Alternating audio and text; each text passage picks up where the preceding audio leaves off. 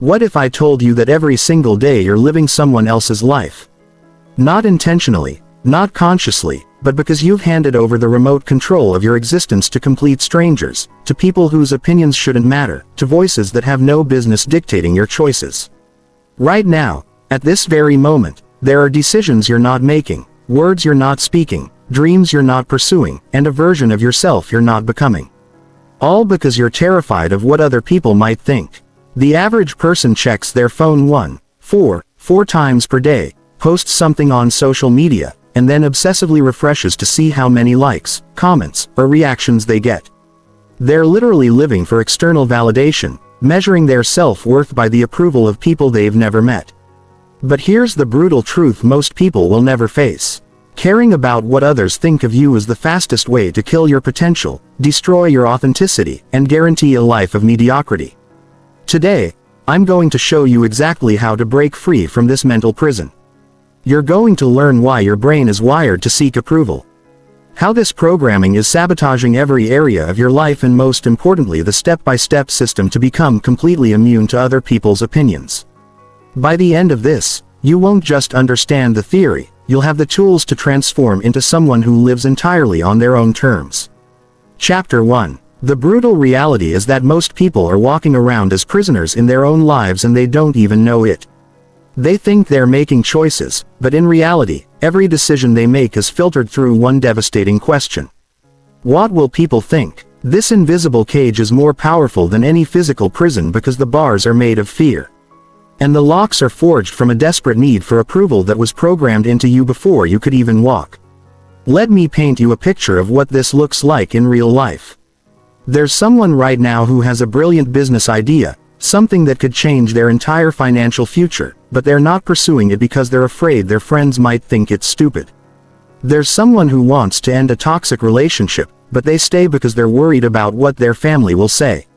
There's someone who has incredible talent, maybe in music, art, or writing, but they never share it with the world because they're paralyzed by the fear of criticism. This isn't just about missing opportunities. This is about the slow, painful death of your authentic self. Every time you choose safety over truth, comfort over growth, approval over authenticity, you're killing a piece of who you're meant to be. You're trading your potential for the illusion of acceptance, and the cost is everything that makes life worth living. The science behind this is devastating.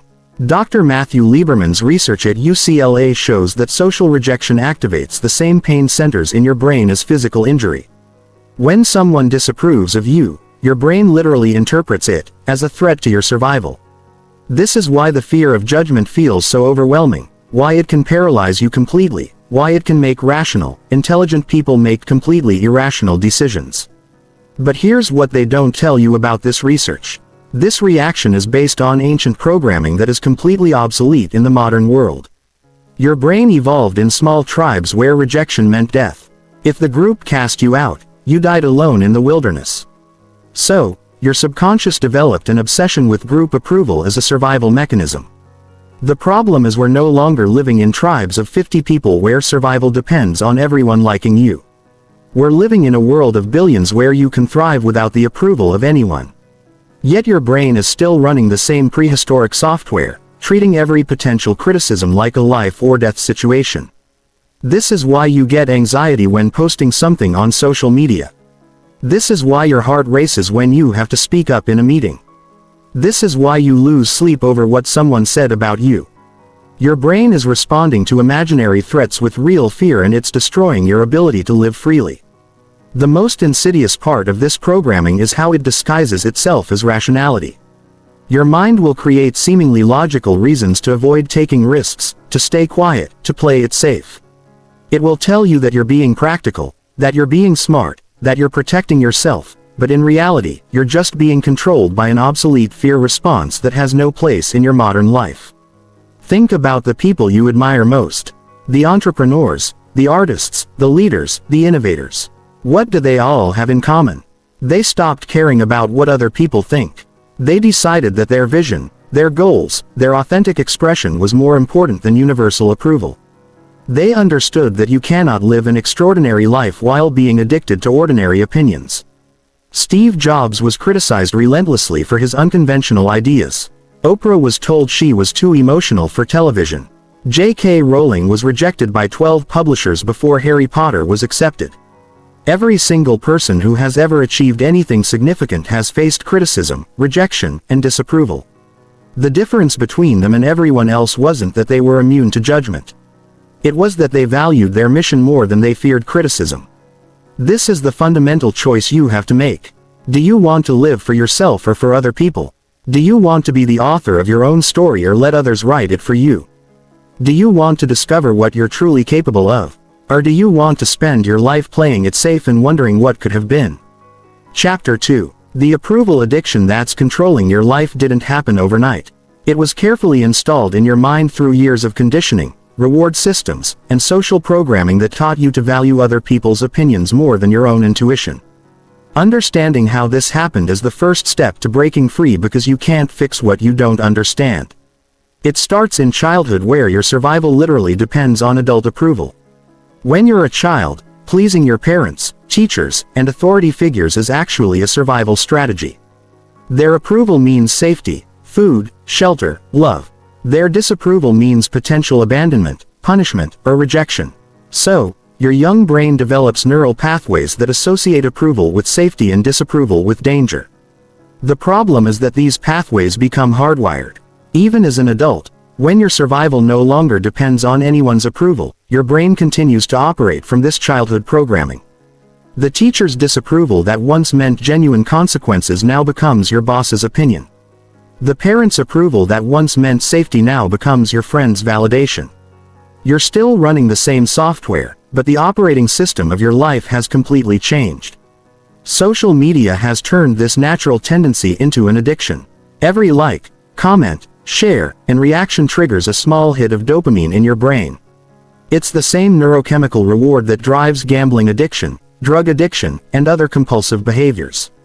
You post something, get positive feedback, feel good, and then need more. You've essentially trained your brain to depend on external validation for internal happiness. But the truly destructive part isn't just that you want approval. It's that you've started to believe that approval equals truth. If people like what you do, you think it's good. If they don't, you think it's bad. You've outsourced your own judgment to the crowd. And crowds are notoriously unreliable. The same crowd that would have booed the Beatles off stage in their early days later considered them the greatest band of all time. This is why you second-guess yourself constantly. This is why you have brilliant ideas that you never act on. This is why you know what you want to do but can't seem to do it. You've taught your brain that other people's opinions are more trustworthy than your own instincts. And now you're paralyzed by indecision every time you need to make a choice that matters. The approval addiction also creates what psychologists call the false self. This is the version of you that you present to the world because you think it's what people want to see. You laugh at jokes you don't find funny. You pretend to like things you actually hate. You hide your real opinions, your genuine interests, your authentic personality because you're afraid the real you won't be acceptable. The tragic irony is that this strategy doesn't even work. People can sense when you're being fake, when you're performing instead of being genuine. Authenticity is magnetic precisely because it's so rare. The very thing you're hiding, your true self, is probably the thing that would attract the right people and opportunities into your life. Meanwhile, you're attracting people who like the fake version of you, which means you have to keep performing forever. You end up surrounded by relationships built on a lie, working in jobs that don't fit who you really are, living a life that looks good from the outside but feels empty from the inside. You've traded authenticity for approval, and the approval you're getting isn't even for the real you. The worst part is that the approval you're seeking is ultimately meaningless. Most of the people whose opinions you're worried about are strangers who will forget about you in 5 minutes. Even the people who know you well are usually too busy worrying about their own lives to spend much time judging yours. You're organizing your entire existence around opinions that mostly don't exist. Dr. Robin Dunar's research shows that humans can only maintain meaningful relationships with about 150 people. That means out of the billions of people on this planet, the vast majority of them are completely irrelevant to your life. Yet, you're letting the imaginary opinions of these irrelevant people control your real decisions. You're giving veto power over your dreams to people who don't even know your name. This is the approval trap. You're working so hard to be liked by everyone that you end up being loved by no one, including yourself. You're so busy being what you think others want that you lose touch with who you actually are. And the saddest part is that the people worth knowing, the people who could actually add value to your life, are looking for the authentic you that you're hiding. Chapter 3. Every single day, you're not living as your authentic self. You're paying a price that most people never calculate. It's not just missed opportunities or unexpressed creativity. It's the compound cost of living someone else's life. The daily interest you pay on decisions made from fear instead of truth. These hidden costs are destroying your potential in ways that go far beyond what you can see on the surface. The first cost is opportunity cost. Every time you choose not to speak up, not to take a risk, not to pursue something you want because you're afraid of judgment, you're closing doors that could have led to extraordinary outcomes. The business you don't start, the relationship you don't pursue, the creative project you don't share, the opinion you don't express. These aren't just missed chances. They're alternative timelines where your life could have been completely different.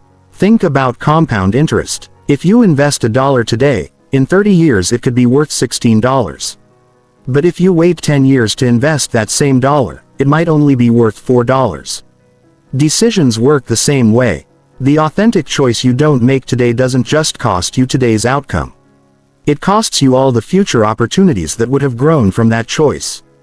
The second hidden cost is the energy drain of constant performance. Maintaining a false self is exhausting. You have to remember how you're supposed to act, what opinions you're supposed to have, what personality you're supposed to display. It's like running two operating systems on your brain at the same time. Your authentic self is trying to express itself while your performed self is trying to maintain the illusion. This internal conflict drains your mental resources and leaves you feeling depleted. Psychologist Dr. Roy Baumeister's research on ego depletion shows that self-control is like a muscle that gets tired with use. When you're constantly monitoring and adjusting your behavior to seek approval, you're exhausting your willpower. This leaves you with less mental energy for the things that actually matter. Creative thinking, problem solving, pursuing your goals, building genuine relationships. The third cost is the corruption of your decision-making ability. When you consistently choose based on what others might think rather than what you actually want, you start to lose touch with your own preferences, values, and intuition. Your internal compass gets scrambled. You literally forget what you actually like, what you actually want, what actually matters to you. This is why so many people feel lost, confused, or empty even when their lives look successful from the outside. They've been making decisions based on external expectations for so long that they've lost connection with their internal truth. They don't know what makes them happy because they've been optimizing for what makes others happy. They don't know what they're passionate about because they've been passionate about what they thought they should be passionate about. The fourth hidden cost is the relationships you attract and the relationships you repel. When you present a false self to the world, you attract people who like that false self and repel people who would like your real self. You end up surrounded by the wrong people. People who don't actually know you. People who wouldn't like you if they saw who you really were. Meanwhile, the people who would truly appreciate your authentic self never get the chance to connect with you. This creates a vicious cycle. You feel lonely and misunderstood because you're surrounded by people who don't really know you. So you double down on the performance, trying harder to be what you think people want, which attracts even more of the wrong people and pushes away even more of the right people. You become increasingly isolated even as you become increasingly popular. The fifth cost is the impact on your self-esteem and confidence. When you consistently choose approval over authenticity, you're sending a message to your subconscious mind that you're not acceptable as you are. You're reinforcing the belief that you need to be different, better, more acceptable to be worthy of love and respect. This erodes your confidence from the inside out. Your brain starts to believe that if you have to hide who you really are, there must be something wrong with who you really are. Even when you get approval for your performed self, it doesn't feel real because you know it's not for the real you. You develop what psychologists call imposter syndrome. The feeling that you're fooling everyone and that you're not as good as people think you are. Of course, you feel like an imposter because you literally are. 1. The sixth and perhaps most devastating cost is the impact on your potential. When you're constantly worried about what others think, you play it safe. You aim for acceptable instead of exceptional. You choose the path of least resistance instead of the path of greatest growth. You optimize for approval instead of optimization for achievement. But greatness requires risk. Innovation requires being misunderstood. Leadership requires making unpopular decisions. If you need everyone to like you, you can never be extraordinary. You'll spend your life in the middle of the bell curve, safe and acceptable, and completely unremarkable.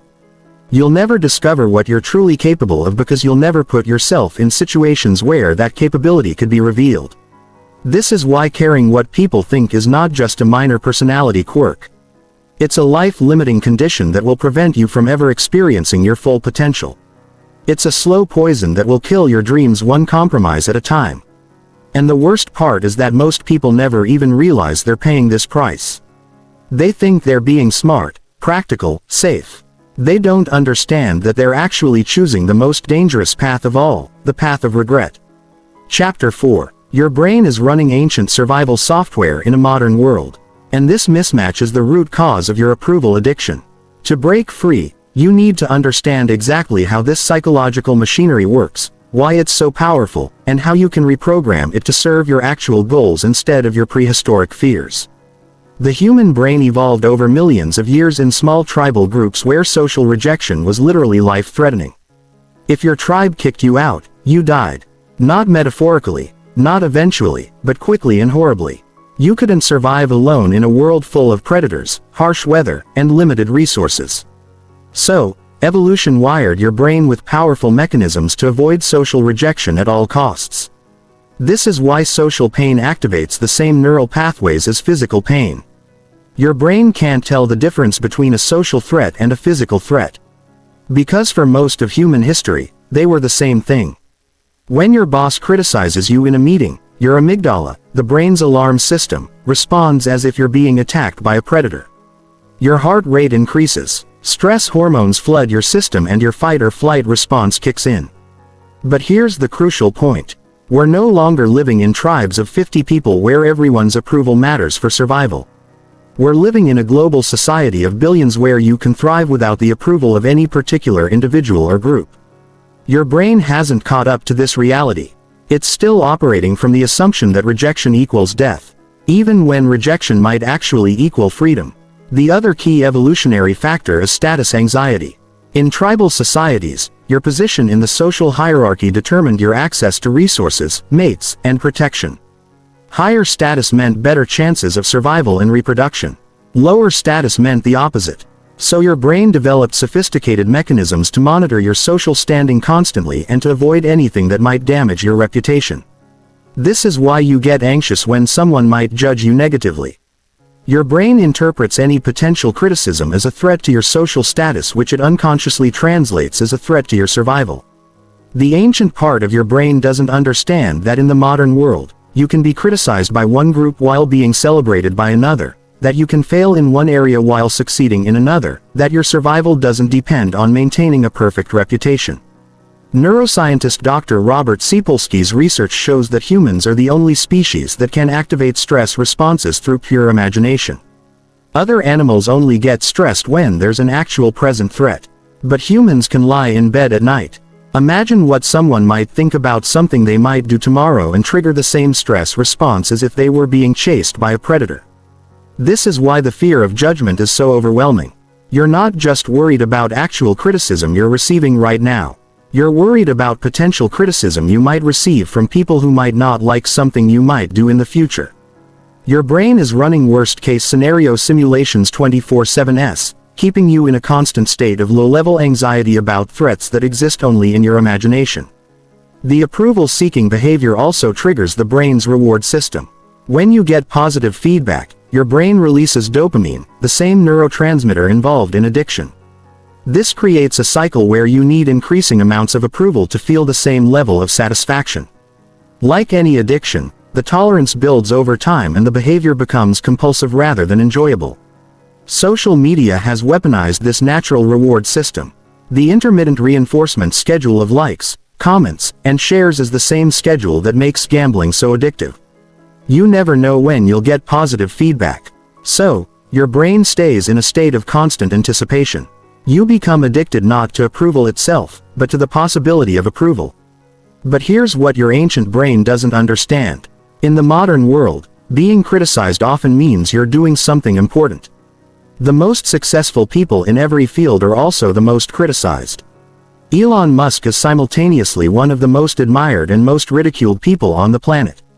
If you're not getting criticized, it might mean you're not taking enough risks, not thinking big enough, not challenging enough assumptions. The evolutionary programming also creates what psychologists call the negativity bias. Your brain gives much more weight to potential negative feedback than to potential positive feedback. This made sense when avoiding one deadly mistake was more important than pursuing 10 opportunities. But in the modern world, this bias causes you to focus obsessively on the small percentage of people who might not like you, while ignoring the large percentage who might love you.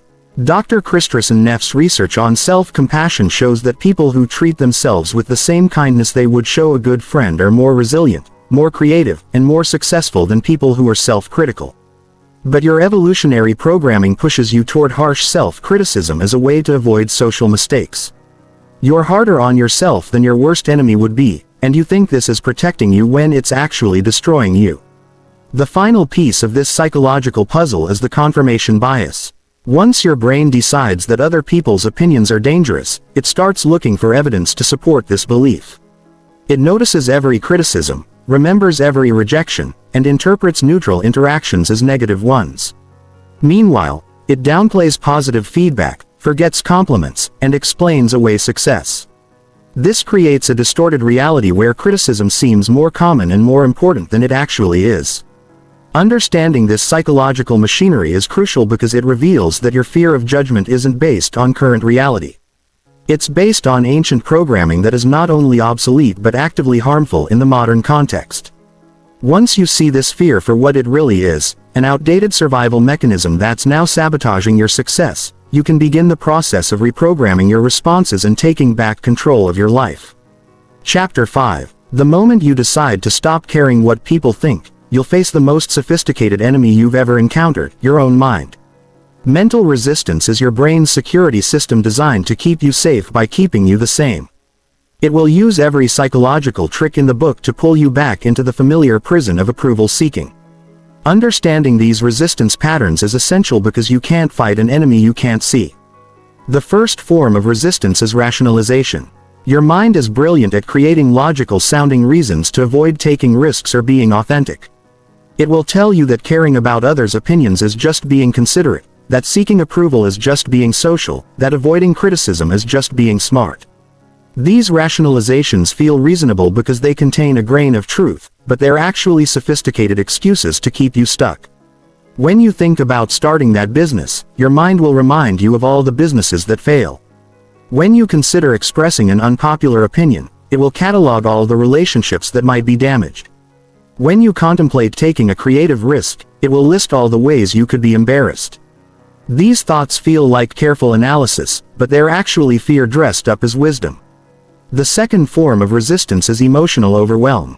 When you start to act more authentically, your nervous system may respond with intense anxiety, panic, or dread. These feelings are so uncomfortable that most people interpret them as signs that they're doing something wrong when they're actually signs that they're doing something different. Your brain creates emotional pain to discourage behavior that threatens your social safety, even when that behavior would improve your actual life. This is why breaking free from approval addiction feels so terrifying. You're not just changing a habit. You're rewiring neural pathways that have been reinforced for years or decades.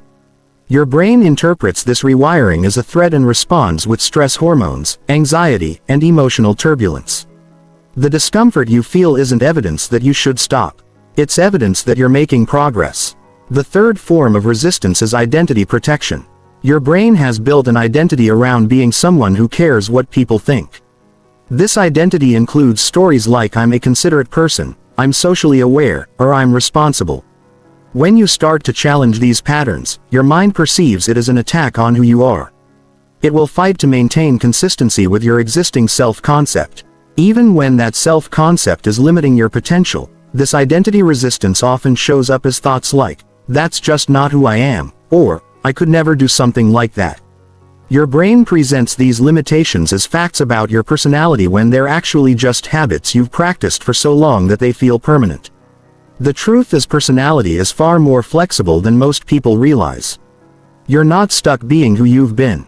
You can choose who you become. The fourth form of resistance is social proof seeking. When you start to act differently, your brain will become hypervigilant for evidence that other people are judging you negatively. It will interpret neutral facial expressions as disapproval, read criticism into innocent comments, and magnify any genuine negative feedback while minimizing positive responses. This creates a feedback loop that seems to confirm your fears even when the evidence is distorted or imaginary. Your mind will also start comparing you to others who play it safe, using their apparent contentment as evidence that you should do the same. It will point to people who avoid risks and seem happy, conveniently ignoring all the people who took risks and thrived. This selective attention creates a biased data set that supports the status quo while hiding the potential benefits of change. The fifth form of resistance is perfectionism. Your brain will convince you that you need to have everything figured out before you can start living authentically. You'll need to be confident before you can act confident. You'll need to be fearless before you can face your fears. You'll need to be certain before you can take risks. This perfectionist thinking creates an impossible standard that guarantees you'll never start. The truth is, courage isn't the absence of fear. It's action in spite of fear. Confidence isn't a prerequisite for authentic living. It's a result of authentic living.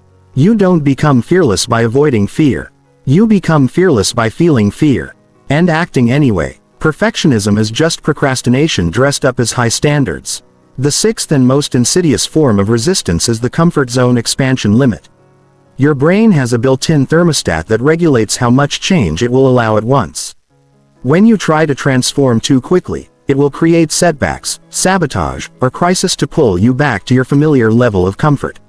This is why people who win the lottery often end up broke again, why people who lose weight often gain it back, and why people who suddenly become successful often self-destruct. The key to overcoming this resistance is understanding that it's not personal. Your brain isn't resisting because there's something wrong with you or because you're weak. It's resisting because it's doing exactly what it was designed to do. Keep you safe by keeping you the same. The resistance you feel is actually a sign that you're on the right track, that you're pushing against the boundaries of your current identity and expanding into a larger version of yourself. The most successful people in any field are not those who don't face resistance. They're those who have learned to expect it, understand it, and move forward in spite of it. They know that the voice in their head that says this is too risky or people will judge you isn't their wise inner guide. It's their scared inner child trying to keep them small and safe. They've learned to thank that voice for trying to protect them and then do what needs to be done anyway. Chapter 6. The transformation from approval seeking to authentic living begins with a fundamental shift in how you view other people's opinions. Most people treat opinions like facts, like universal truths that must be respected and considered. But the reality is that opinions are just thoughts. And thoughts are just mental events that have no more inherent power than you choose to give them. Understanding this distinction is the foundation of your freedom.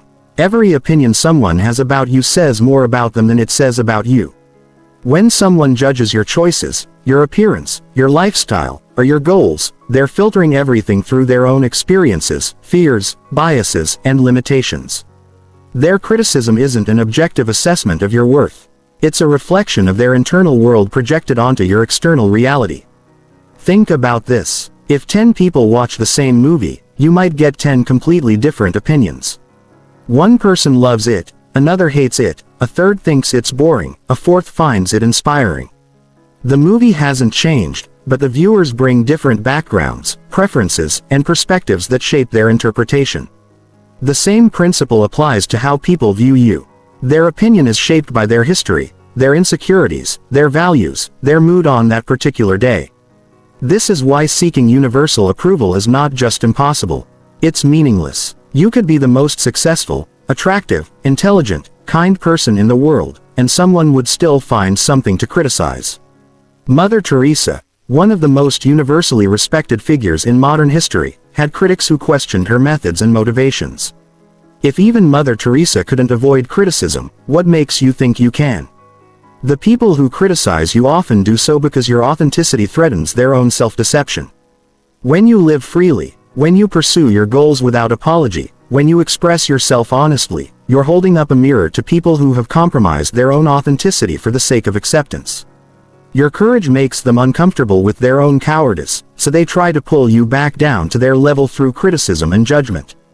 This is especially true when you're making positive changes in your life. The moment you start improving yourself, pursuing ambitious goals, or breaking free from limiting patterns, you'll notice that some people become critical or unsupportive. This isn't because they genuinely care about your well-being. It's because your growth reminds them of their own stagnation. Your transformation threatens the excuses they've been using to justify their own inaction. Dr. Abraham Maslow identified this phenomenon in his research on self-actualization. He found that people operating from lower levels of psychological development often feel threatened by those operating from higher levels. When you stop seeking approval and start living authentically, you're moving to a higher level of psychological functioning, and this can trigger defensive reactions from people who are still trapped in approval-seeking patterns. The most liberating realization you can have is that you are not responsible for other people's opinions, and you are not required to manage other people's emotions. If someone is upset by your choices, that's their emotional work to do, not yours. If someone is threatened by your success, that's their insecurity to deal with, not your problem to solve. You cannot live your life as a hostage to other people's psychological issues. This doesn't mean you should be deliberately hurtful or inconsiderate. There's a difference between not caring about people's opinions and not caring about people's feelings. You can treat others with kindness and respect while still refusing to let their opinions dictate your choices. You can be compassionate without being controllable. The key is developing what psychologists call an internal locus of control. This means your sense of self-worth, your decision-making, and your emotional stability come from within rather than from external validation. People with an internal locus of control ask themselves, "What do I think about this?" before asking, "What will others think about this?" They use their own values, goals, and judgment as the primary filters for making decisions. This internal orientation doesn't develop overnight. It requires consistent practice and conscious choice. Every time you catch yourself about to make a decision based on what others might think, pause and ask yourself what you actually want to do. Every time you notice yourself seeking validation, redirect that energy towards self-validation. Every time you feel the urge to explain or justify your choices to others, practice simply making the choice without explanation. One of the most powerful questions you can ask yourself is, if I knew that no one would ever find out about this decision, what would I choose? This question cuts through all the external noise and connects you directly with your authentic desires. The answer to this question is usually what you should do, regardless of who might find out or what they might think. Another transformative perspective shift is recognizing that most people are too busy worrying about their own lives to spend much time judging yours. The spotlight effect identified by psychologist Thomas Gilovich shows that people consistently overestimate how much others notice and remember their actions. You think everyone is watching you, but most people are wondering if anyone is watching them. Even when people do notice and judge, their attention span for your business is remarkably short. The thing you're embarrassed about, the mistake you made, the risk you took that didn't work out. These events loom large in your mind, but barely register in other people's consciousness. They have their own problems, their own goals, their own dramas to focus on. Your business is much more important to you than it is to anyone else. The final piece of this mindset shift is understanding that criticism and approval are equally meaningless when they come from the wrong sources. Praise from someone whose opinion you don't respect shouldn't make you feel good. And criticism from someone whose judgment you don't trust shouldn't make you feel bad. The source matters more than the content. Would you rather be criticized by someone you admire or praised by someone you don't respect? This is why it's crucial to identify whose opinions actually matter to you. Choose a small group of people whose judgment you genuinely value. People whose wisdom and character you respect. People who have earned the right to influence your decisions. Listen to feedback from these people, but ignore the noise from everyone else. You don't need everyone's approval. You just need the right people's respect. Starting with your own. Chapter 7. Freedom from other people's opinions requires more than just understanding why you shouldn't care. It requires a systematic approach to rewiring your mental and emotional patterns. The framework I'm about to share with you has 4 core pillars that work together to create genuine independence from external validation. These pillars are not suggestions or nice ideas. They are non-negotiable requirements for anyone serious about living authentically. The first pillar is radical self-acceptance. This is not the shallow self-love promoted by social media where you tell yourself you're perfect just the way you are. Real self-acceptance is acknowledging all parts of yourself, including your flaws, limitations, and areas for growth, while refusing to let these imperfections diminish your inherent worth as a human being. Radical self-acceptance means looking at yourself with complete honesty and saying, "This is who I am right now. I have strengths and weaknesses, successes and failures, admirable qualities and character flaws. I am not perfect, and I don't need to be perfect to be worthy of love, respect and happiness." This level of self-acceptance removes the desperate need for others to validate you, because you've already validated yourself. The process begins with inventory. Make a complete list of everything you don't like about yourself, everything you're ashamed of, everything you try to hide from others. Write down your failures, your mistakes, your insecurities, your limitations. This isn't about being negative. It's about being real. You cannot accept what you refuse to acknowledge. Next, for each item on your list, ask yourself, does this make me less worthy as a human being? The answer is always no. Your worth is not determined by your achievements, your appearance, your intelligence, your social status, or your track record. Your worth is inherent. You have value simply because you exist, not because of anything you've done or failed to do. This doesn't mean you shouldn't try to improve or grow. Self-acceptance and self-improvement are not contradictory. They're complementary. When you accept yourself fully, you remove the desperate neurotic energy from self-improvement. You're no longer trying to fix yourself because you're broken. You're developing yourself because you're capable. This shift in motivation makes growth more sustainable and more enjoyable. The second pillar is values-based decision-making. Most people make decisions based on emotions, social pressure, or short-term consequences.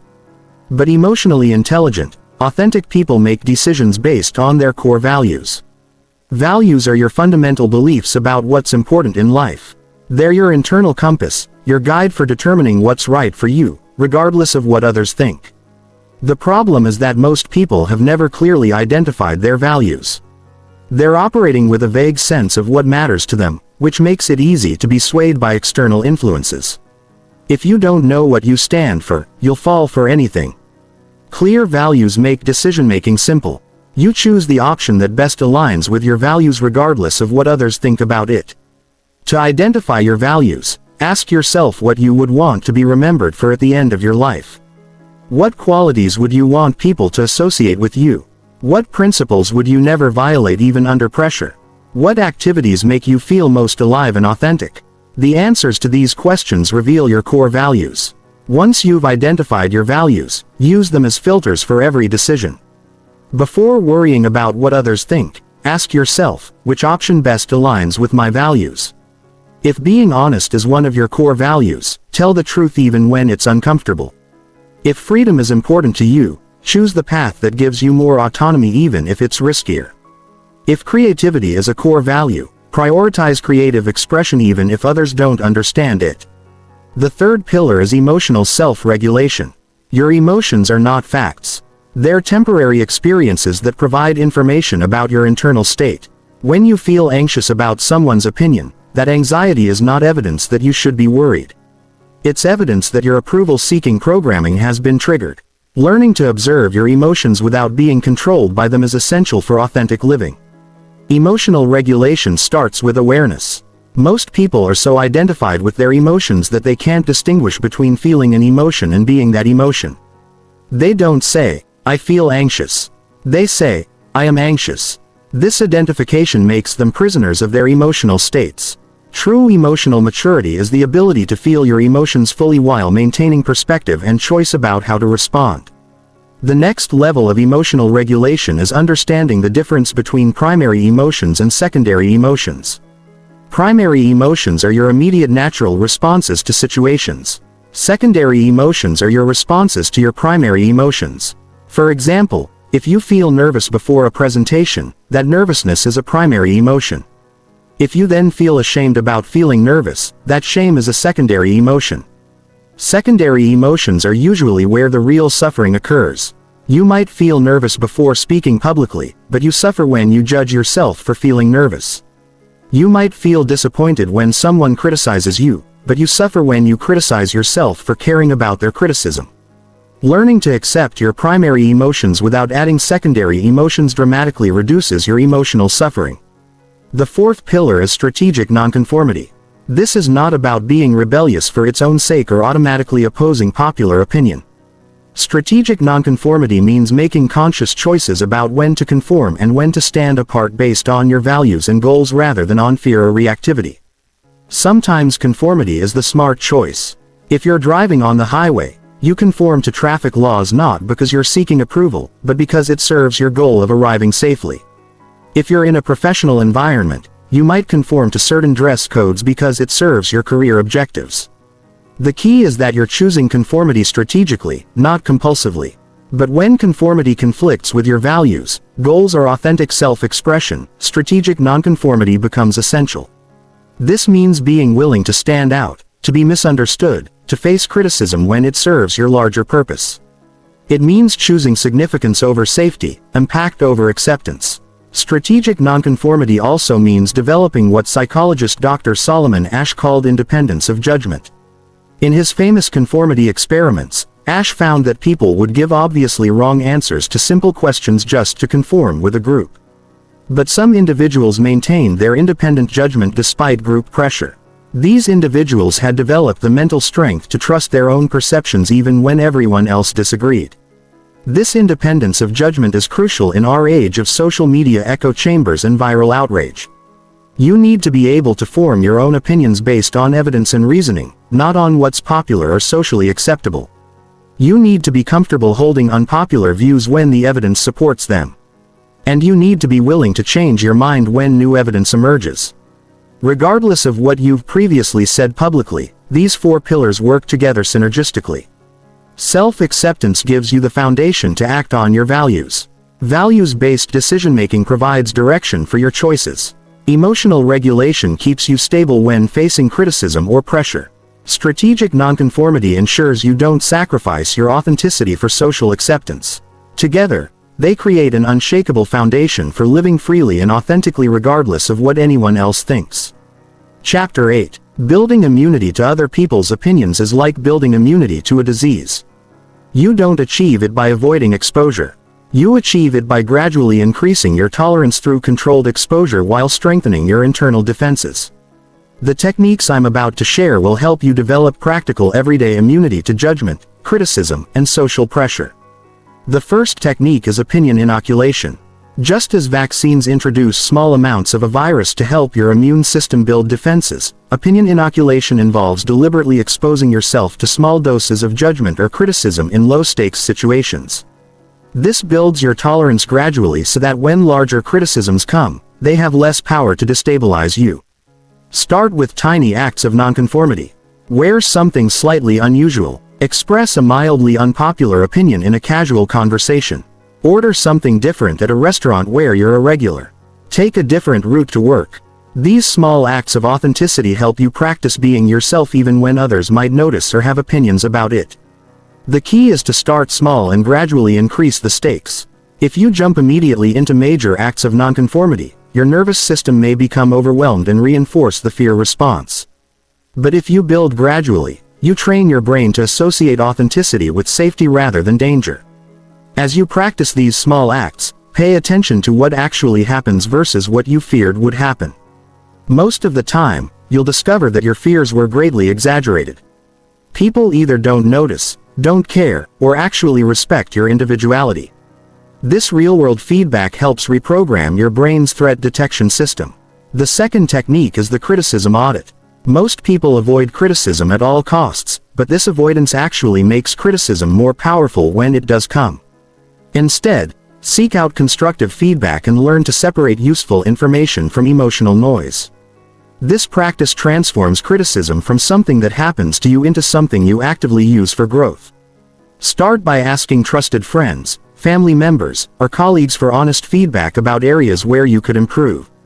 Make it clear that you want genuine input, not just reassurance. When you receive criticism, resist the urge to defend, explain, or justify. Instead, listen fully and ask clarifying questions to understand their perspective. After receiving criticism, evaluate it objectively. Ask yourself, is there any truth in this feedback that could help me grow?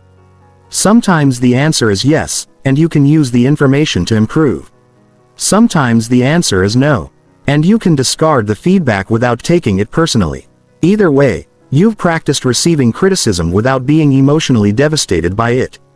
The most powerful part of this practice is learning to separate the message from the messenger.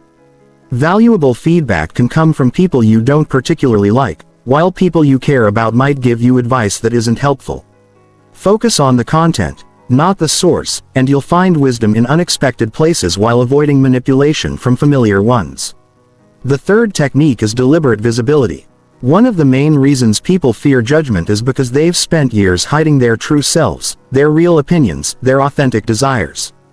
The solution is gradual intentional revelation of who you really are. This doesn't mean oversharing or being inappropriate.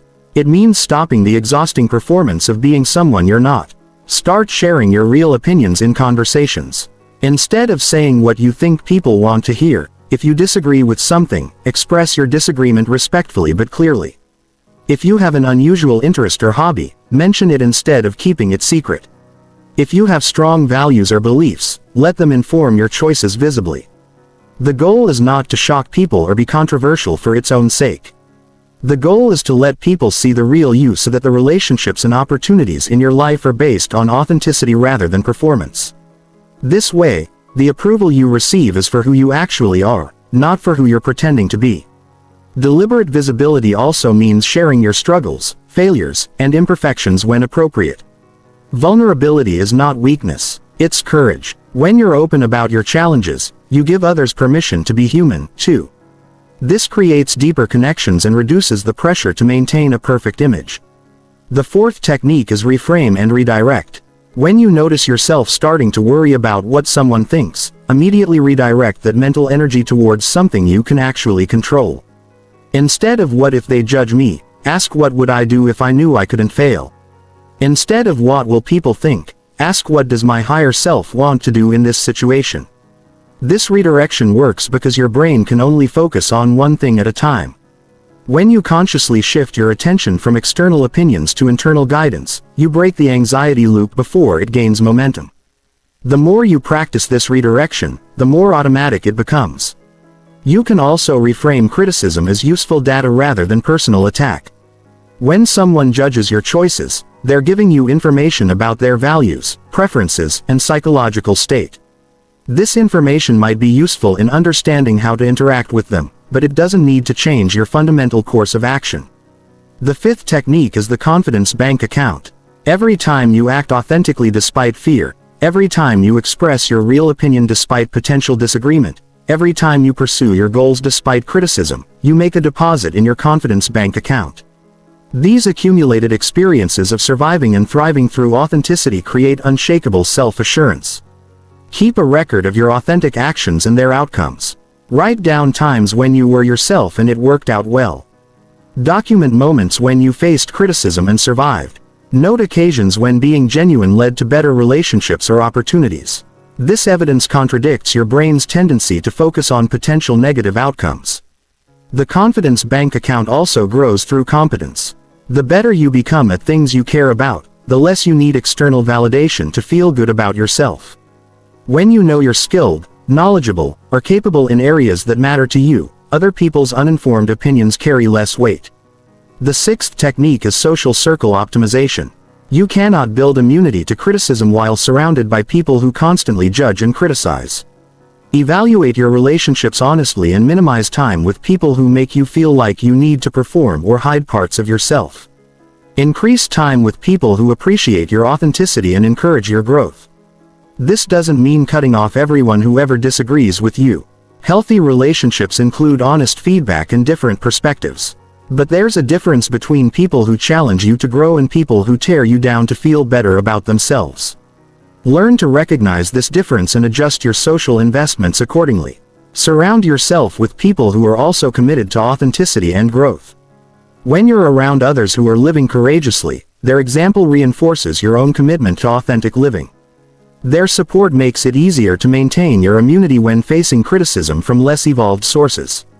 These techniques work together to create comprehensive immunity to other people's opinions.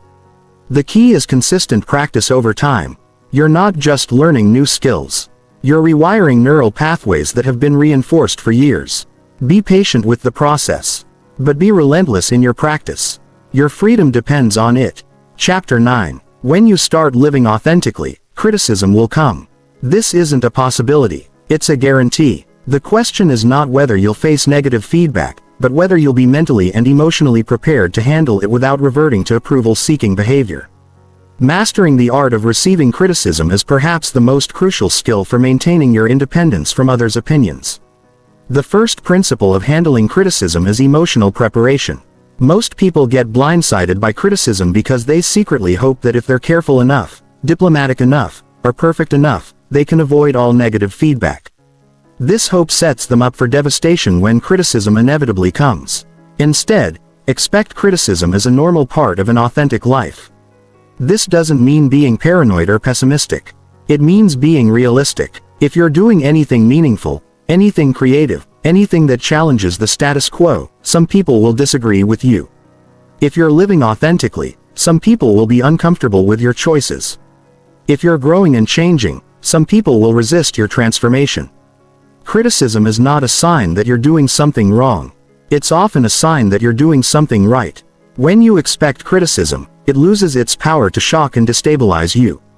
Instead of thinking, "I can't believe they said that about me," you think, "There's the criticism I was expecting. How do I want to respond to this?" This shift from reactive victim to proactive responder changes everything about how criticism affects you. The second principle is source evaluation. Not all criticism is created equal, and not all critics deserve the same level of attention. Before you even consider the content of criticism, evaluate the source. Ask yourself, who is this person? What are their qualifications to judge this area of my life? What might motivate them to criticize me? Critics generally fall into several categories. There are constructive critics who genuinely want to help you improve. Their feedback, even when it stings, comes from a place of care and wisdom. These people have earned the right to influence your decisions through their character, experience, or relationship with you. Then there are competitive critics who tear you down to make themselves feel better. These people criticize not because they want to help you, but because your success or authenticity threatens their own self-image. Their criticism says more about their insecurities than about your performance. There are also ignorant critics who judge you based on incomplete information, misunderstanding, or lack of expertise. They might have strong opinions about your choices, but they lack the knowledge or context to make informed judgments. Their criticism can be safely ignored. Finally, there are malicious critics who attack you deliberately to cause harm.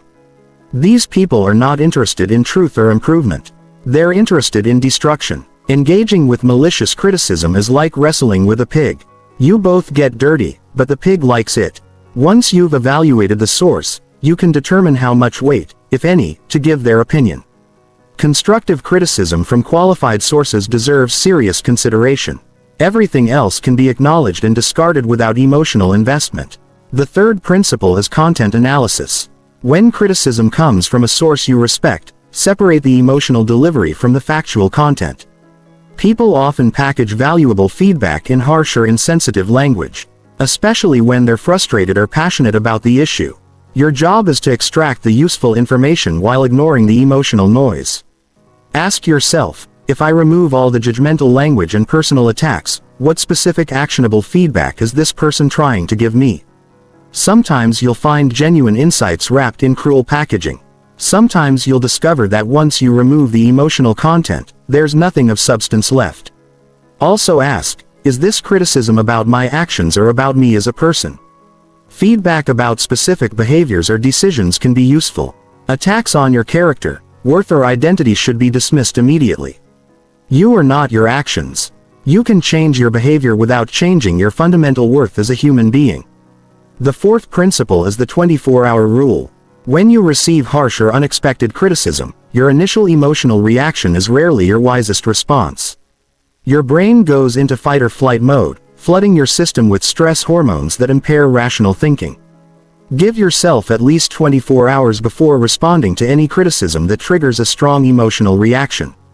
During this cooling-off period, process your emotions without acting on them. Feel the hurt, anger, or disappointment fully, but don't make decisions from these emotional states.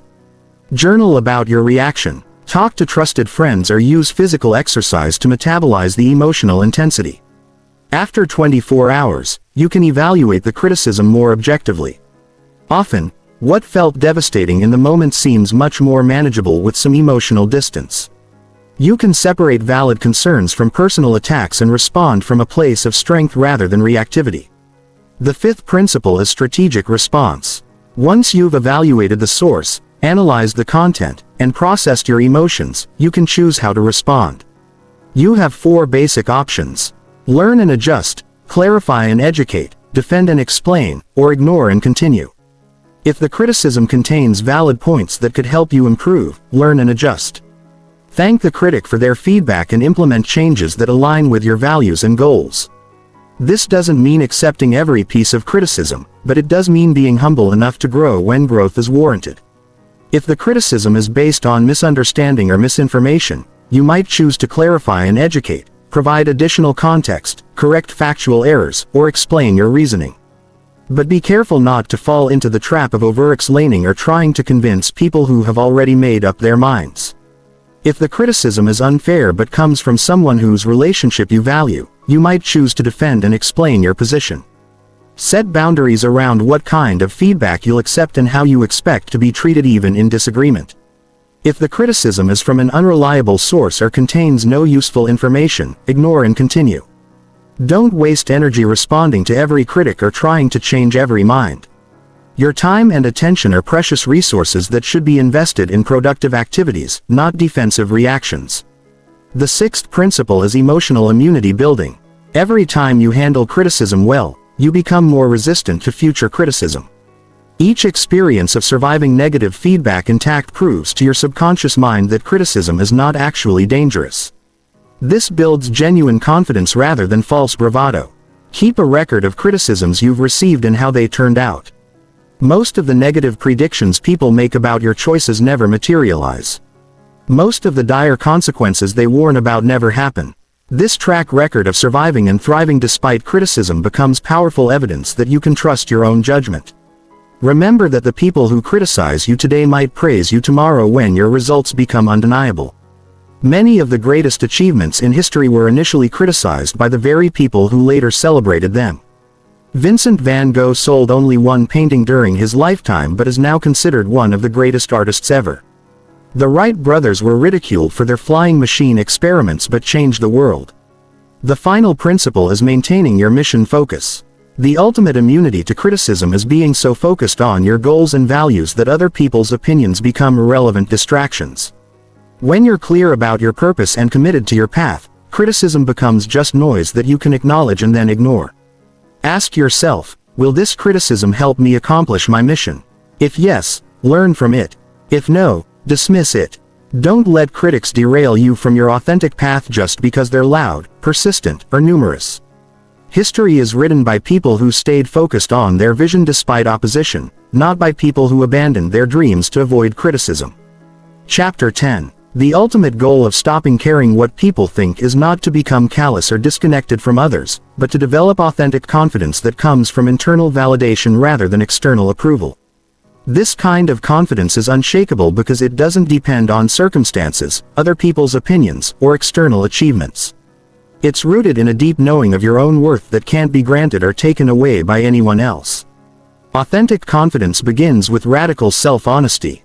Most people try to build confidence by lying to themselves about their abilities, accomplishments, or potential. They practice positive affirmations that feel false, visualize success they haven't earned, or pretend they're more capable than they actually are. This approach creates what psychologists call false confidence or defensive self-esteem, which is actually fragile and easily threatened. True confidence comes from accepting the complete truth about yourself, your strengths and weaknesses, your successes and failures, your potential and your limitations.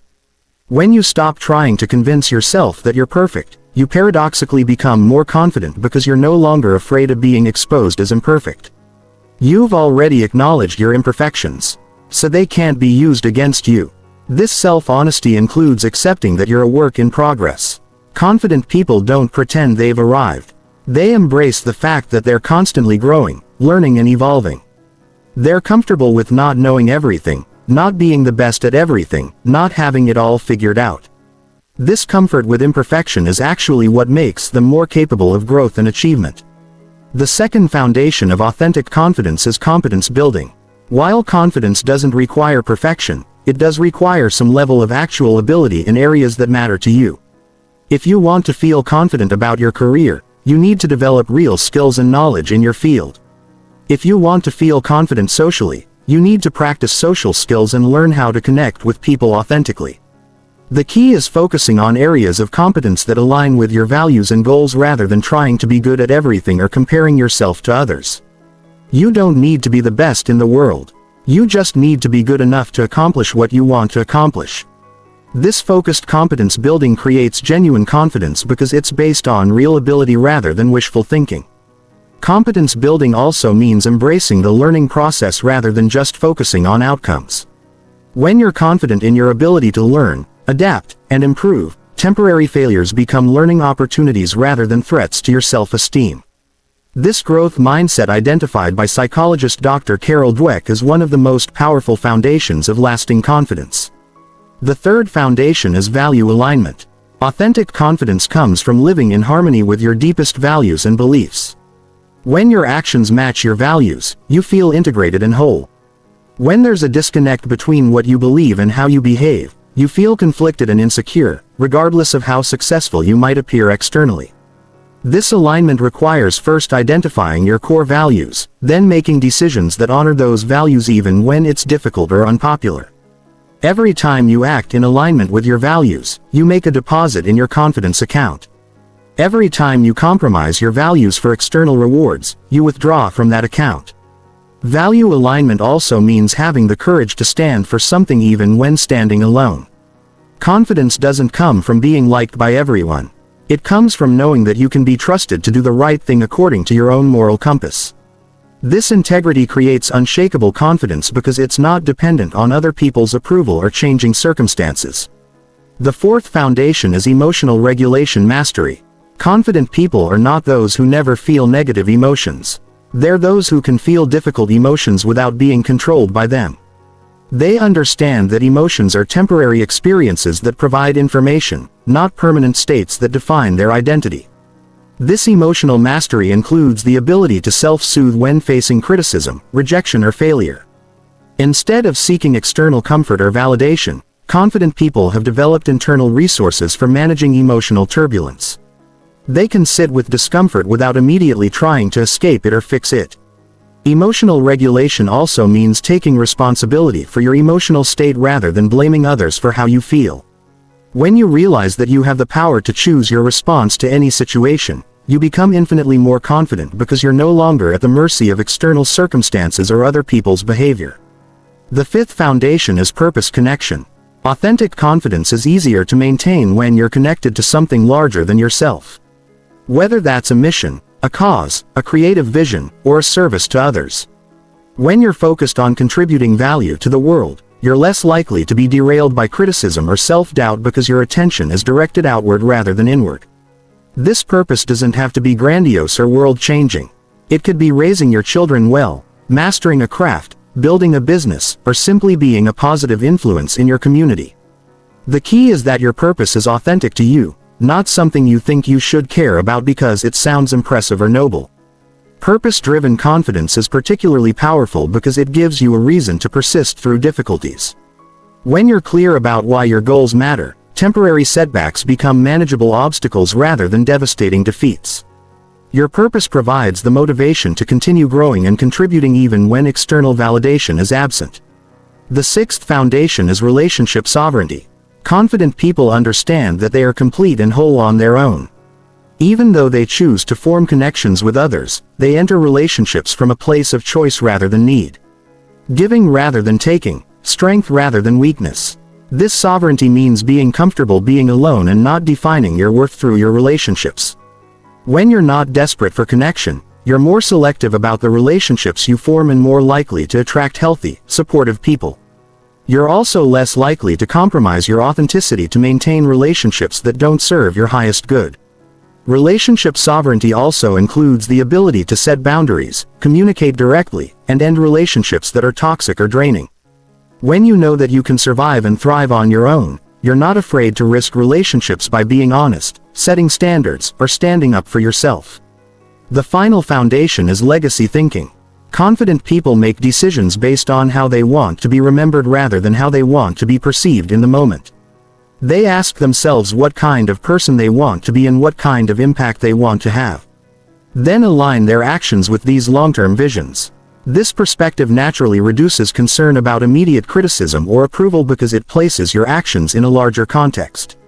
When you're focused on building something meaningful over time, temporary opinions become less important than consistent progress toward your vision. Legacy thinking also includes the understanding that your example influences others, especially those who are still trapped in approval-seeking patterns. When you live authentically and confidently, you give others permission to do the same. Your courage becomes contagious, creating ripple effects that extend far beyond your immediate circumstances. These foundations work together to create confidence that can't be shaken by external circumstances. When you know yourself honestly, develop real competence, live your values, manage your emotions, pursue your purpose, maintain relationship sovereignty, and think in terms of legacy, you become naturally confident not because you need to prove anything to anyone, but because you've become someone worth being confident about. Chapter 11. Knowing how to stop caring what people think is worthless unless you can apply it in real-world situations where emotions run high. Stakes feel significant and your old patterns try to reassert control. The transformation from approval-seeking to authentic living happens not in moments of calm reflection, but in moments of pressure when everything inside you wants to revert to seeking safety through conformity. The workplace is often the most challenging environment for maintaining authenticity because your livelihood appears to depend on other people's opinions. But this perception is usually more limiting than the reality. Most successful professionals are those who bring their authentic selves to work while maintaining appropriate boundaries and professionalism. When facing a situation where you want to express a different opinion in a meeting, your brain will immediately start calculating risks. What if your boss disagrees? What if your colleagues think you're being difficult? What if your idea is shot down publicly? These fears feel overwhelming because your primitive brain interprets workplace rejection as a threat to survival. The key is distinguishing between reasonable professional considerations and neurotic approval seeking. It's reasonable to consider the timing, phrasing, and context of your communication. It's neurotic to stay silent about important issues because you're afraid someone might disagree with you. The question isn't whether there's any risk in speaking up. It's whether the risk of speaking up is greater than the risk of staying silent. Before any important workplace interaction, ask yourself, what would I say if I cared more about the outcome than about being liked?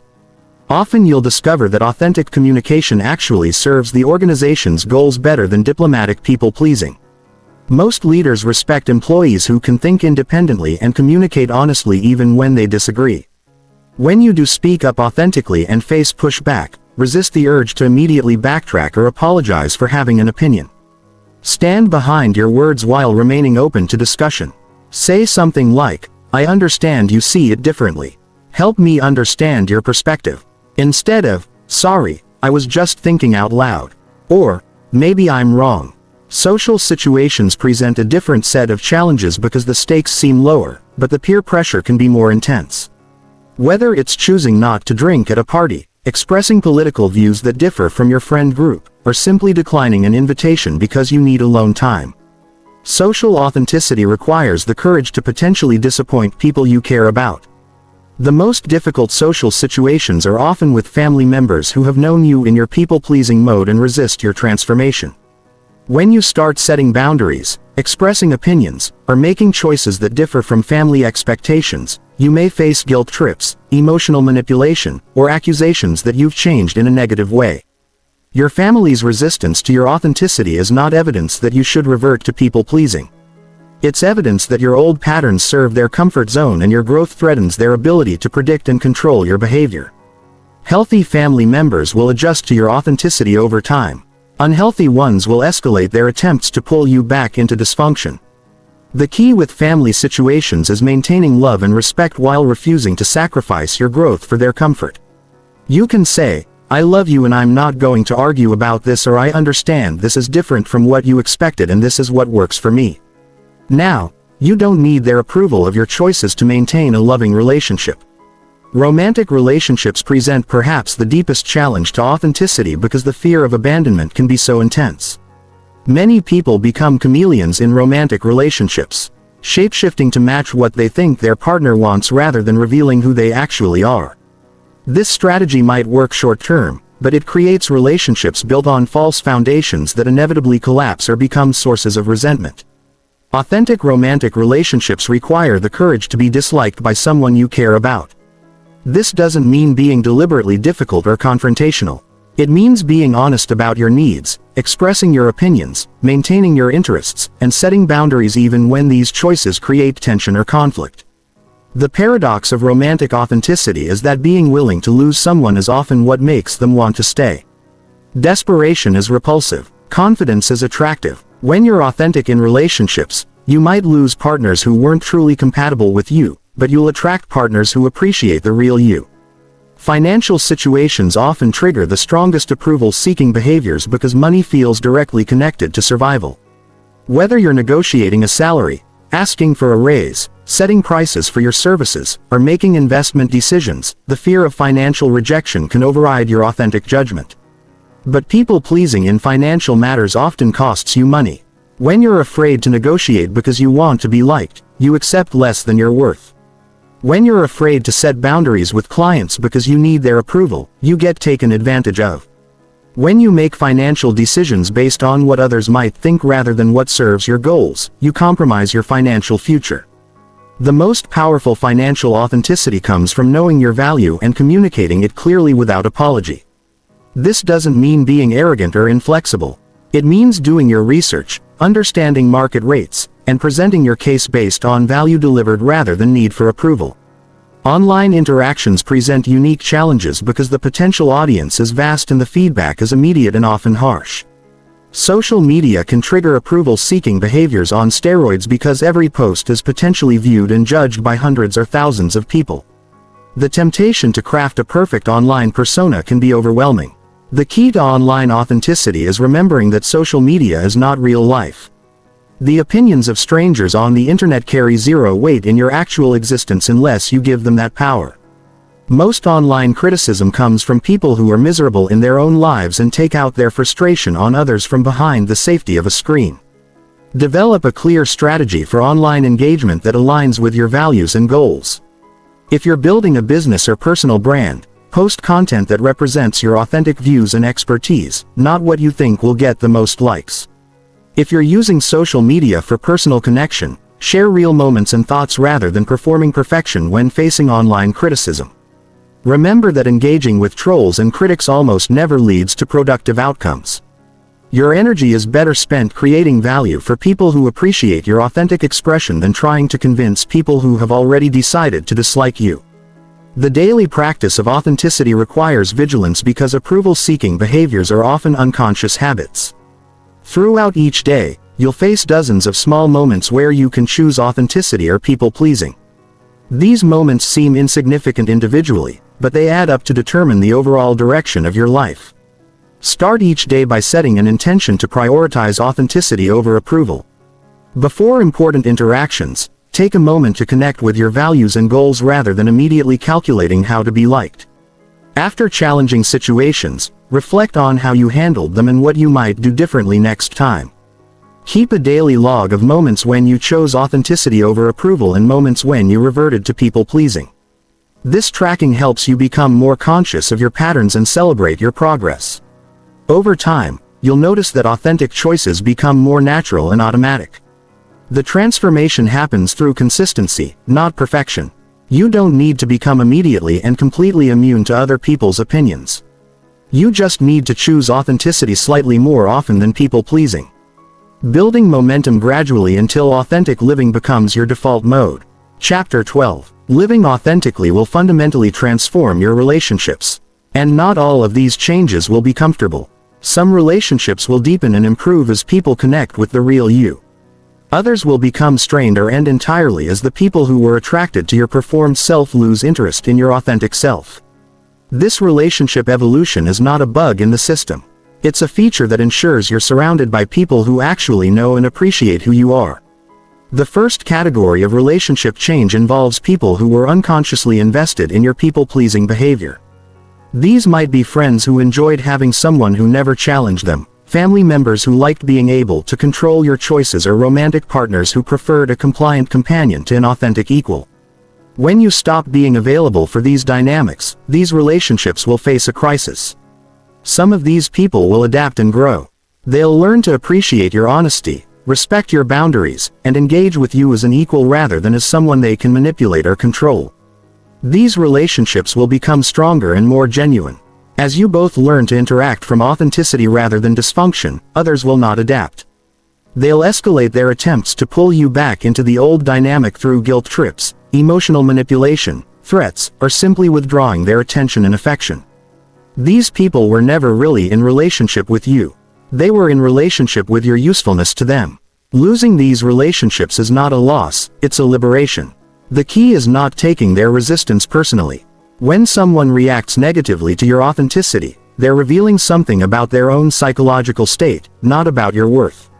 People who are secure and healthy want the people they care about to be authentic and empowered. People who are insecure and unhealthy need others to be diminished so they can feel better about themselves. The second category involves people who never knew the real you because you've been performing for so long. These might be colleagues who only know your professional persona, friends who only see your social mask, or family members who stopped seeing your authentic self years ago. When you start revealing your real thoughts, feelings, and desires, they might be surprised or confused. Some of these people will be delighted to discover who you really are. They might say things like, "I've always sensed there was more to you." Or, "I'm so glad you feel comfortable enough to share this with me." These reactions reveal that authentic connection was always possible. You just weren't allowing it. Others might struggle with the change. They've become comfortable with the version of you they know. And any deviation feels threatening or disorienting. They might pressure you to go back to being yourself, not understanding that you're actually being yourself for the first time in years. The third category includes the new people you'll attract once you start living authentically. When you stop hiding your real interests, opinions, and personality, you become visible to people who share your values and appreciate your uniqueness. These relationships tend to develop more quickly and deeply because they're based on truth rather than performance. You might find yourself connecting with people you previously thought were out of your league or incompatible with you. When you were people-pleasing, you attracted other people-pleasers and those who wanted to control people-pleasers. When you're authentic, you attract other authentic people and those who value authenticity. These new relationships require different skills than people-pleasing relationships. Instead of focusing on being likable, you'll need to focus on being genuine. Instead of avoiding conflict, you'll need to learn how to disagree respectfully. Instead of sacrificing your needs, you'll need to learn how to communicate your needs clearly. One of the most profound shifts happens in romantic relationships. When you stop being desperate for approval, you become much more attractive as a romantic partner. Desperation is repulsive across all genders and orientations. Confidence and self-possession are universally attractive. When you know your worth and live your values, you naturally attract partners who are drawn to these qualities. But authentic dating can feel more challenging initially because you're no longer willing to be whoever someone wants you to be. You'll have fewer matches and connections, but the connections you do have will be much higher quality. You'll attract people who like you for who you actually are rather than for who you're pretending to be. Professional relationships also shift dramatically when you start bringing authenticity to work. You might find that some colleagues and superiors respect you more when you express your genuine thoughts and ideas rather than just agreeing with whatever they say. Leaders are often looking for people who can think independently and contribute original perspectives. However, some workplace relationships might become more challenging. Colleagues who were used to you being agreeable might be confused or threatened by your newfound willingness to disagree or set boundaries. Superiors who enjoyed having a compliant subordinate might resist your transformation into someone with opinions and standards. The key to navigating workplace authenticity is maintaining professionalism while refusing to sacrifice your core values. You can disagree respectfully, set boundaries diplomatically, and express your ideas constructively. Authenticity doesn't mean being combative or inappropriate. It means being honest and true to your principles. Family relationships often undergo the most dramatic changes because family members have the longest history with your people-pleasing patterns and may feel most entitled to maintaining them. Parents might struggle with your newfound independence. Siblings might resent your refusal to play familiar roles. Extended family might be confused by your different choices and opinions. These changes can be particularly challenging during family gatherings, holidays, and major life events where old dynamics are most likely to resurface. You might face pressure to keep the peace by reverting to your old patterns. The phrase "that's just how our family is" becomes a weapon used against your growth. Standing firm during these family challenges is crucial because family members often serve as the canaries in the coal mine for your authenticity. If you can maintain your authentic self with family members who have the most investment in keeping you small, you can maintain it anywhere. The most important relationship change is with yourself. As you stop seeking external validation, you'll need to develop internal validation skills. This means learning to appreciate your own accomplishments, comfort your own emotional pain, and celebrate your own growth without needing others to witness or approve. This self-relationship development can feel lonely initially because you're no longer depending on others for emotional regulation, but it's actually the foundation of true independence and mature love. When you can meet your own emotional needs, your relationships become choices rather than desperate attempts to get needs met. You'll also discover aspects of yourself that you've hidden or suppressed for years. Interests you abandoned because others didn't share them. Opinions you silenced because they weren't popular.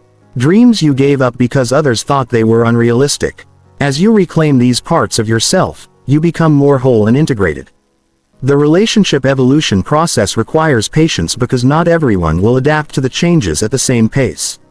Some people need time to adjust to your authenticity. Others will never adjust and will eventually exit your life. Both outcomes are positive because they move you toward relationships based on truth rather than performance. Remember that the goal isn't to have the most relationships. It's to have the right relationships. Quality over quantity becomes the standard. You'd rather have 5 genuine connections than 50 superficial ones. You'd rather be alone than be in relationships where you have to hide who you are. Chapter 13. The transformation from approval seeking to authentic living is not a destination you arrive at once and maintain effortlessly. It's an ongoing process that requires daily commitment, continuous vigilance, and regular reinforcement. Your old patterns of people pleasing were developed over years or decades, and they won't disappear overnight just because you've decided to change. Understanding the nature of sustainable transformation is crucial for long-term success. The first principle of sustainable change is expecting and preparing for setbacks. There will be days when you revert to approval-seeking behaviors. You'll catch yourself saying yes when you meant no, hiding your opinions to avoid conflict, or seeking validation from people whose opinions shouldn't matter to you. These setbacks are not failures. They're normal parts of the rewiring process. When setbacks occur, resist the urge to judge yourself harshly or abandon your commitment to authenticity. Instead, treat each setback as valuable data about your triggers, weak points, and areas that need more attention. Ask yourself what circumstances led to the setback, what emotions you were feeling, and what you can do differently next time. The key is getting back on track quickly rather than using one setback as an excuse to abandon your progress entirely. Many people fall into the all-or-no trap where one moment of people-pleasing becomes justification for returning to old patterns completely. This binary thinking undermines sustainable change. Progress is not about perfection. It's about recovery speed. The second principle is building systematic accountability. Sustainable transformation requires external support systems and internal monitoring mechanisms that help you stay committed to authenticity even when it's challenging. This accountability can take many forms, but it must be consistent and honest. Consider working with a therapist, coach, or mentor who understands the importance of authentic living and can help you navigate challenging situations. Join groups or communities of people who are also committed to personal growth and authenticity. These connections provide both support during difficult moments and inspiration from others who are successfully living authentically. Internal accountability involves regular self-assessment and reflection. Set aside time weekly to evaluate your authenticity levels across different areas of your life. Where are you consistently authentic? Where do you still struggle with people-pleasing? What patterns are emerging? This honest self-evaluation helps you adjust your approach and focus your efforts where they're most needed. The third principle is continuous skill development. Authentic living requires skills that most people never learn because they're taught to prioritize likability over honesty. These skills include boundary setting, conflict resolution, emotional regulation, direct communication, and self-advocacy. Like any skills, they improve with practice and deteriorate without use. Make authenticity skill development a regular part of your personal growth routine. Read books about emotional intelligence, communication, and personal development. Practice difficult conversations in low-stakes situations before applying these skills in high-stakes environments. Seek feedback from trusted sources about how you handle challenging interpersonal situations.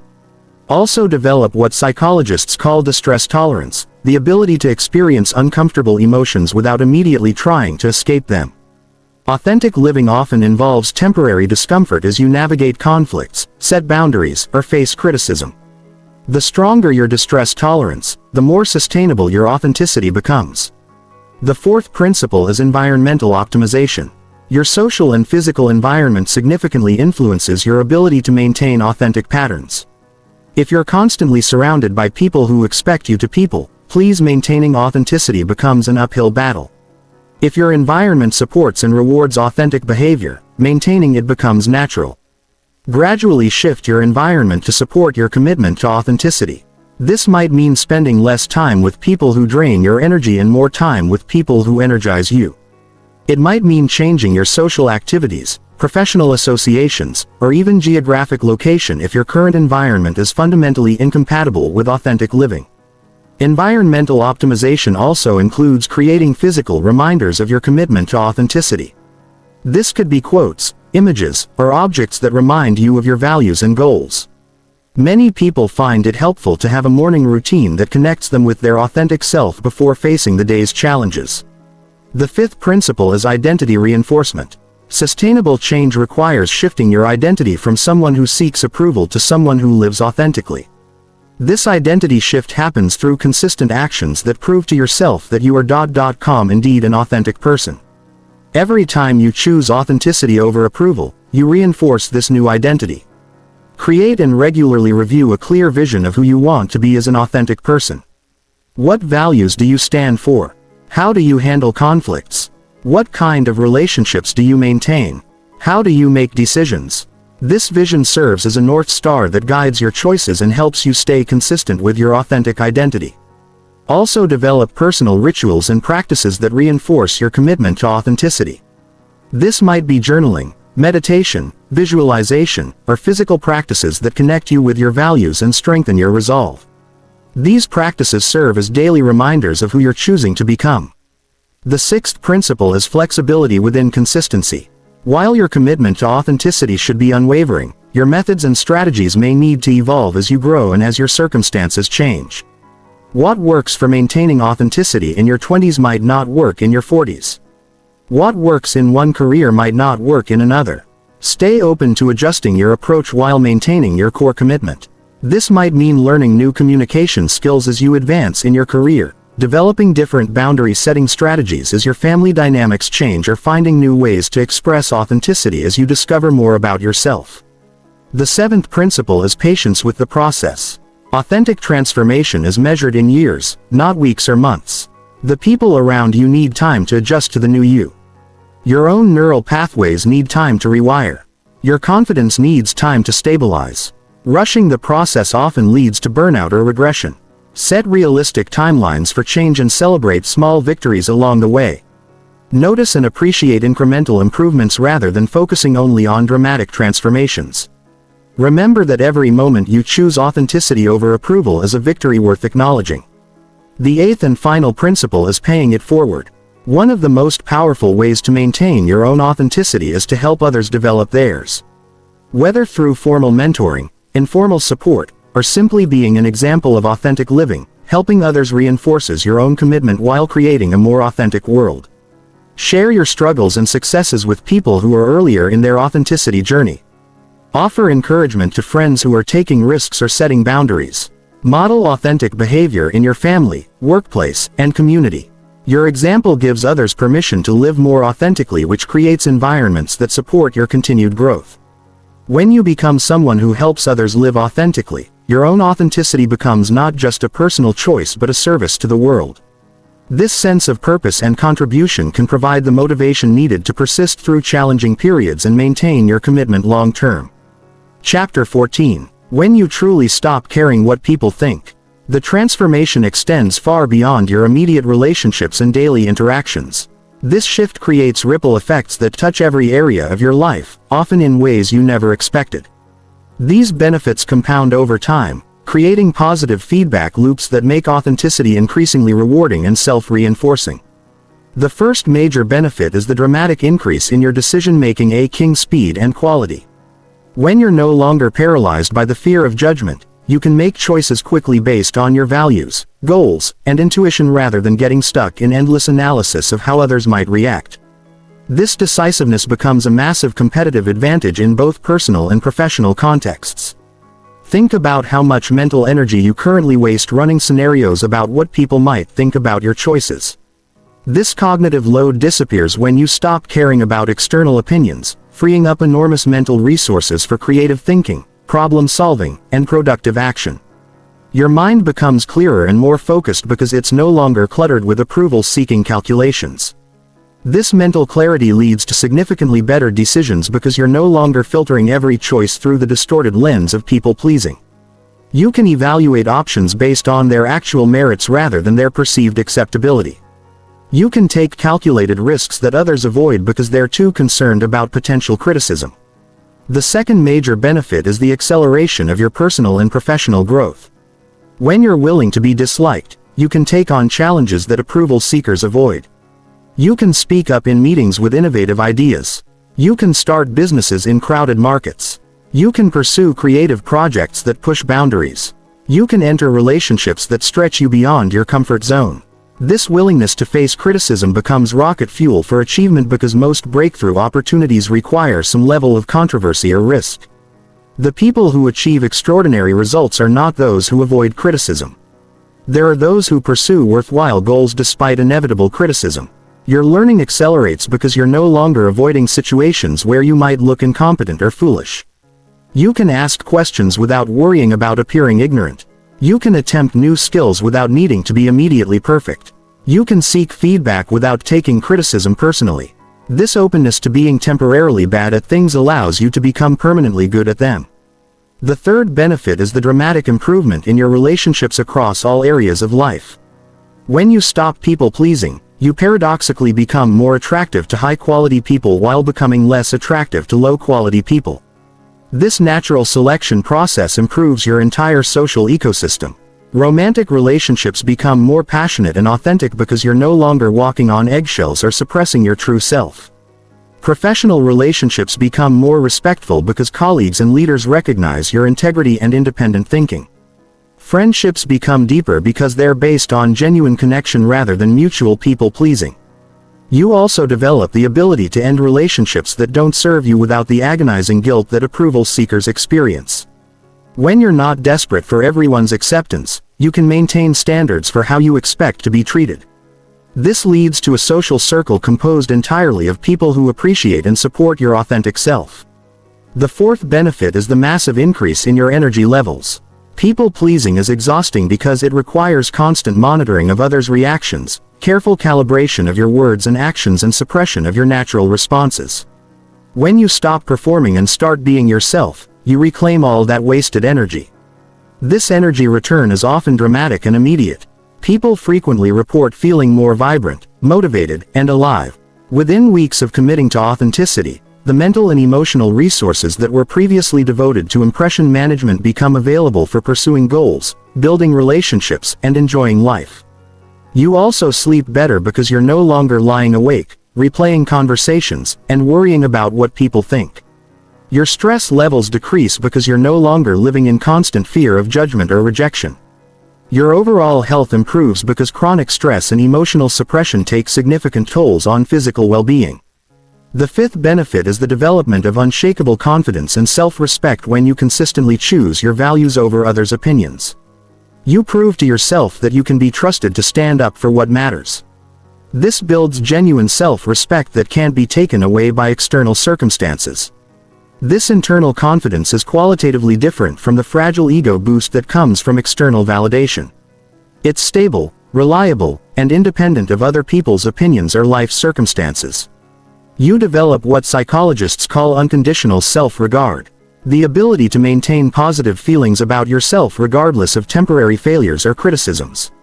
This confidence becomes magnetic, attracting opportunities and people who are drawn to your self-assurance and authenticity. Leaders, romantic partners, and collaborators are naturally attracted to people who know their own worth and live from their own center rather than seeking constant validation. The sixth benefit is the discovery of your true potential and authentic interests. When you're people-pleasing, you often suppress talents, interests, and aspects of your personality that don't fit others' expectations. When you stop caring what people think, you can explore these hidden parts of yourself and discover capabilities you never knew you had. Many people discover artistic talents they buried because someone criticized their early attempts. Others uncover entrepreneurial abilities they suppressed because family members valued security over risk-taking. Still, others rediscover intellectual curiosity they abandoned because peers made fun of their interests. This self-discovery process often leads to career changes, new hobbies, different friend groups, and completely unexpected life directions. You might find yourself pursuing opportunities that the approval-seeking version of you never would have considered. Often with remarkable success because they align with your authentic nature. The seventh benefit is the positive impact you have on others, especially those who are still trapped in approval-seeking patterns.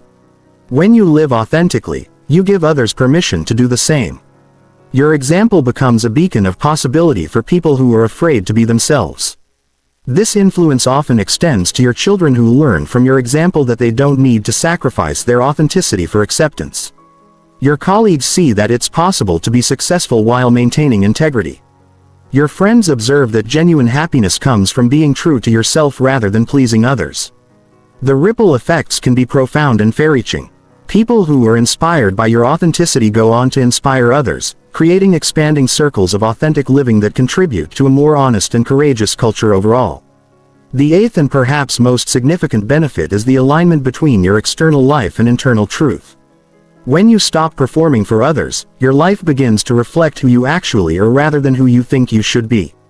This alignment creates a sense of integration and wholeness that is the foundation of genuine happiness. You wake up excited about your days because you're living your values rather than sacrificing them. You feel proud of your choices because they reflect your authentic desires rather than others' expectations. You experience peace because there's no longer a war between your public persona and private reality. This alignment also creates what psychologists call flow states more frequently. When your actions match your authentic nature, tasks become easier and more enjoyable. You feel energized rather than drained by your daily activities because they express rather than suppress your true self. The compound effect of all these benefits creates an upward spiral where authenticity becomes increasingly rewarding, making it easier to maintain and expand over time. Each authentic choice creates positive results that reinforce your commitment to living freely, making approval-seeking seem not just unnecessary, but actively harmful to your well-being and success. Chapter 15. You now stand at a crossroads that will define the rest of your life.